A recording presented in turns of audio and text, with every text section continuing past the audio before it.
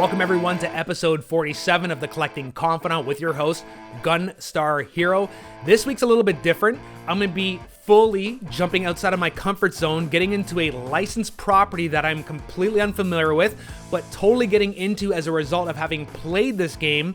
We're going to be doing a request from my own fiance, who is a huge Doctor Who fan. We're going to be covering the physical release double pack of Doctor Who, Edge of Reality, and The Lonely Assassins, which came out in late 2022 for the Nintendo Switch, PS4, and Xbox One. We'll get into those buying options shortly, but essentially this is two games in one, and both games are completely different experiences. So we're going to get into each of them individually, some of the pros and cons of each.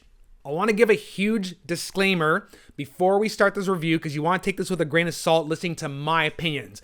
I am very unfamiliar with the Doctor Who universe. I only just started watching the show recently with my fiance, and we started watching it later in the series, from series 2 in the David Tennant era, which is utterly fantastic. I love it. It's a fantastic show. I wish I'd gotten to this sooner, but better late than never. But as I said, I am a total noob to the universe of Doctor Who, so my impressions of this game are from a gamer first in terms of mechanics and overall game design and story design, and as a Doctor Who fan second. Whereas my fiance, who also played these games, she's coming into this from being a Doctor Who fan first and a casual gamer second. So overall, we talked about our experiences with these games, and we found that we were pretty unified in terms of our likes of these games and our criticisms of what kind of went wrong, because if you've been on Metacritic, overall, this package isn't getting the best reviews, and I'm going to get into why, and as to if you are a huge Doctor Who fan, whether you should consider spending your time and money. And I will say there are some redeeming factors in this package that definitely make it worth your purchase, but you also want to proceed with caution. I'm going to cover each of the two games separately and the pros and cons of each.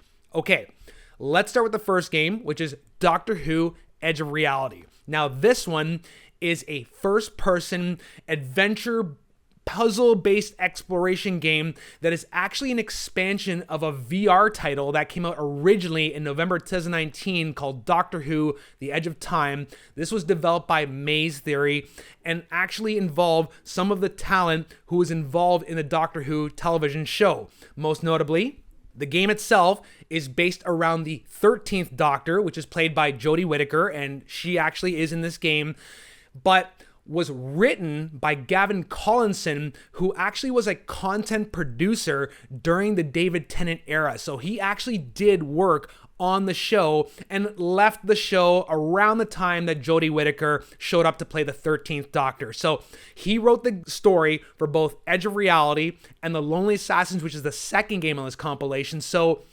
from a lore perspective, it's pretty legit.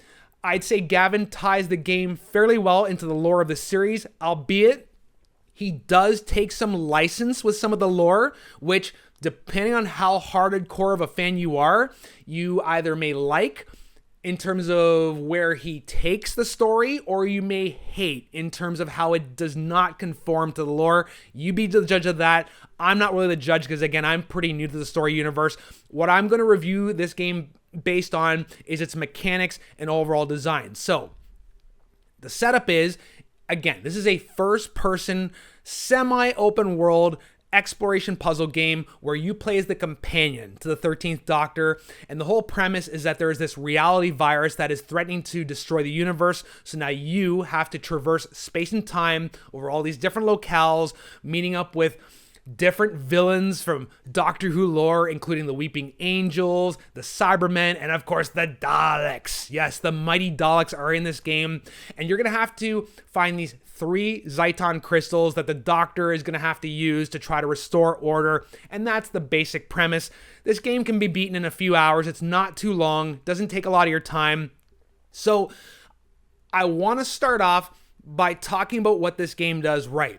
And again, this was based off of a VR game that came out back in 2019, so I can judge it by those grounds because it does feel like this game was made for VR and was just kind of ported to consoles. let's talk about what this game does right. First of all, like I said, it's written by one of the showrunners and it ties in very well to the lore. So it's definitely legitimate from a fan perspective, and also includes a lot of Easter eggs in the form of collectibles that you can find throughout the game that I'm sure relate to prior episodes. And if you are a big fan of the series, you'll probably get something out of that. Also, the fact that Edge of Reality now includes David Tennant, which I believe was not in the original VR game, that is, again, just a plus for fans of the series, especially if you're a fan of that era. So from that perspective, it's very effective. And also, there is the effective score as well by Richard Wilkinson, who did a very nice variation of the iconic Doctor Who theme song. And overall, the score fits the mood, along with the graphics, which are colorful, inventive, and effectively get the job done. So from that perspective, the game, in terms of the lore, the Daleks, the Weeping Angels, the inclusion of Jodie Whittaker and David Tennant, that's where it succeeds. Now, this is where my praise of the game kind of ends and my critiques begin. And I have a very long laundry list because, again, if you are a Doctor Who fan and you're willing to shell out your money for this, I need to warn you about what you're going to be getting into. Number one, the biggest problem with the game is its mechanics. The controls are very spotty, especially with a game where the main premise is you have this sonic screwdriver that you have to use to manipulate objects and solve puzzles. To actually interact with buttons and levers and switches, there's such a small zone of collision detection that you have to be almost pinpoint accurate to be able to interact with the environment, which I found kind of frustrating.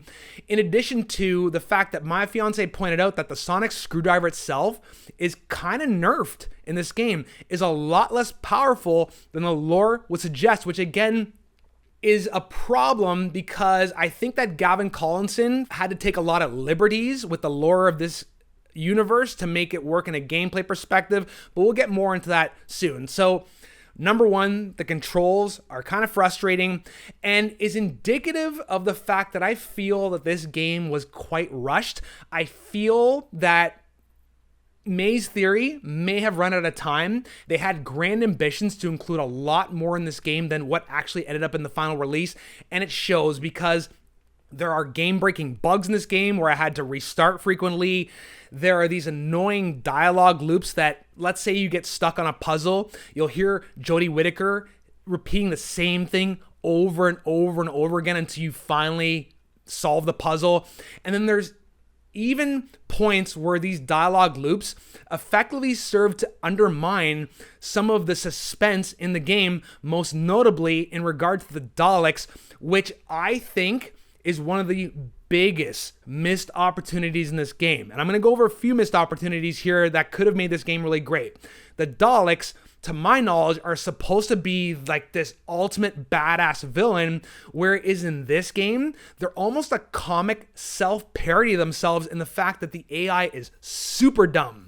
There are these stealth sequences where you have to get around the Daleks, and it is comically easy to get around them. They are almost a non-threat in certain scenarios, on top of the fact that their dialogue just keeps looping. You keep hearing them say, "We are the Daleks, we are the Daleks, we are the Daleks," to the point where it actually becomes funny, and I almost didn't take them seriously as a threat. So that was definitely a negative. And on top of that, this isn't much of a spoiler. You can see this from the trailer, but at one point you will take control of the Daleks. And when this first happened, I got excited. I'm like, okay, finally, I get to take control of a Dalek. This turns into a bit of a shooting game. But then the game, because of its horrible controls, gets super frustrating. And on top of that, the enemy AI from some of the drones flying around you is much more advanced than your tank controls. So it's actually a very frustrating, difficult part of the game that if this game was intended for casual gamers who are fans of Doctor Who and want to explore the Doctor Who universe, essentially my fiance would be the target audience. Somebody who doesn't necessarily play games but loves Doctor Who, wants to explore the universe. This part of the game is probably going to be the end point for most people, where it's just so frustrating. I had trouble finishing this, and I've played a lot of first-person games. So This could have benefited from a lot more time in the cooker, a lot more Q&A, because there are some game-breaking bugs, like I said before, where you have to restart the game and it crashes, and the dialogue loops, the really spotty controls that should have been figured out. There should have been a lot more going into this game in terms of testing before it went to certification. So I will say again that there were missed opportunities, which are indicative of ambitions that were probably greater than time, money, and talent permitted. Also, for missed opportunities, this is an exploration game that has a lot of opportunities to visit lore of the Doctor Who universe, and you're going to notice that there are a lot of situations where you can open drawers and look into objects where you would think that you'd find collectibles or audio logs or diaries, but there's just a whole lot of nothing. And from an exploration perspective in video gaming, that is a crime. If you want the player to go explore your game world, you'd better reward them with something inside of all those drawers and jars and boxes where there's, again, just a lot of nothing. And on top of that, just useless items you can add to your inventory that don't add anything to the gameplay. Overall, I have to commend them on their ambition. Maze Theory, when they've tried to make this game, you can tell they were Doctor Who fans and really wanted to make something grand, a big world that you could explore, but probably just couldn't live up to their ambitions with the final product. So overall, my recommendation, even though you can finish this game, there are game-breaking bugs. Overall, if you spend some time with it, maybe use a strategy guide, you will be able to see it through to the end and see some of the story sequences. Even the story itself, I gotta take issue with this, and I have an idea where I think things went wrong just by listening to Gavin Collinson talk about how he approached the story in terms of the game development, where he said that he would write the story for certain story beats, like the intro scene in the laundrette, and there's sequences in the spaceship, and so on and so forth.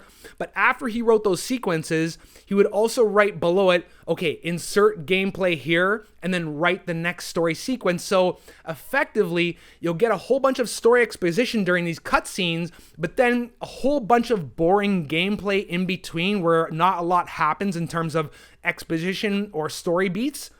So I think if he had just been more involved with the whole game development process rather than just kind of phoning in these story node scenes with gameplay in between, I think it would have been a more cohesive package. But overall, from a gameplay perspective, often it just kind of feels like you're just traversing, solving puzzles with not a lot happening in terms of story. And then unfortunately, when you do get to the story parts, a lot of the time it's done cheaply via voiceover, maybe from a loudspeaker or from a computer with not a lot going on the screen. So effectively, you're just sitting there for 5 to 10 minutes, staring into space, listening to the doctor talk or story details going on without any actual visual exposition, which from, again, a gameplay perspective doesn't quite work. So regardless, if you are a hardcore Doctor Who fan, this is definitely something to approach from a lore perspective if you need some more of a Doctor Who experience. But I will say approach with caution. That said, if you do want to buy the physical copy of the dual pack, it is available now from major retailers for the Switch, the PS4, and the Xbox One for about $30 US, but I've seen it for a lot less on Amazon. That said, it's not a total failure because there is another game on this compilation called The Lonely Assassins, which we'll get into in part 2, which is much better and has the effect of pretty much saving this package from being a total loss. Stay tuned, we'll get into that soon. We are back on part 2 of episode 47 of The Collecting Confidant with your host, GunstarHero. On this episode, I am going outside of my comfort zone, covering a license that I'm not very familiar with, but am now becoming a fan of. We, of course, are covering Doctor Who, The Edge of Reality, plus the Lonely Assassins dual pack, which has come to retail as of late 2022 for the Switch, the PS4, and Xbox One. I, of course, reviewed the PS4 version for this, which includes 2 games, The Edge of Reality, which we covered in part 1, and now in part 2, we're going to be covering The Lonely Assassins, which is a totally different experience from The Edge of Reality, whereas with The Edge of Reality, that was a first-person adventure puzzle experience that was based off of an old VR game. The Lonely Assassins instead is a much smaller scale project, which is a found phone mystery horror game. And I'm going to say, I spent about 15 minutes kind of unfortunately trashing Edge of Reality. That game, it was playable, but not very good. And if it was just that game, I could not recommend this package. But The Lonely Assassins, the second game in this, is markedly better for a number of reasons, albeit there are still some problems with this, and I think this is a problem with Maze Theory's Q&A philosophy. We'll get into that shortly, but this game was a lot more fun, had me completely engrossed, and saves this package from being a total non-recommend to a partial recommend, especially if you can find this disc or cart for a good price. Okay, let's get into The Lonely Assassins. Like I said, this is a found phone mystery horror game. What does that mean? You're going to be playing the game literally on a cell phone interface on your screen, because this game originally, when it came out in 2021, was developed for the iPhone, Android devices, and the PC. But I would say overall, the best way to experience this game is on your phone, because this actually was not developed by Maze Theory. It was published by them, but it was actually developed by Kaigan Games, better known as the makers of Sarah is Missing or Simulacra 1, 2, and 3 for mobile devices. If you've ever played those games, they're very cool, innovative, immersive games where the game takes over your phone and you have an overlay of somebody else's phone. So you found this person's phone and you're interacting with their text messages, their browser history. You're able to call out and receive calls, interact with the gallery. And the whole premise is that there's a malfunction in the phone where there's glitches and you have to uncover mysteries and solve the riddle of what happened to this missing person and why their phone has been left out. So take the concept of Simulacra, put a Doctor Who skin on it, and you've got The Lonely Assassins, which came out again in 2021 and is now included in this physical package, which came out in late 2022, available for PS4, Switch, and Xbox One. This game is so much better in terms of fan service and in terms of scope than Edge of Reality was, because unlike Edge of Reality, which was ambitious beyond its means in terms of its schedule, talent, and money, The Lonely Assassins knows its limitations, works well within them, and creates a very innovative, if slightly flawed project. So, very briefly, the setup is you find this phone, which belongs to Larry Nightingale, who is an actual character in the show. I believe showed up in Series 3, an episode called Blink, but again, I'm not a huge Doctor Who aficionado yet, so take that with a grain of salt. But the actual actor who plays Larry Nightingale is in this game too. You find his phone. He has gone missing following some sinister events that are happening with this supposedly abandoned house. So now you turn on this phone, find that it's about to self-destruct, and then it is saved by Petronella Osgood, who is an ex-scientist with UNIT, who now tasks you as her companion to help search the phone for clues, unravel this mystery, and find out what happened to Larry Nightingale. So that is the premise. And I would say right off the bat, as a pro, again, it is written by Gavin Collinson, who was a showrunner during the David Tennant period of Doctor Who. He left shortly after Jodie Whittaker showed up, so he's definitely invested in the BBC Doctor Who universe. So from a story and lore perspective, it's pretty legit.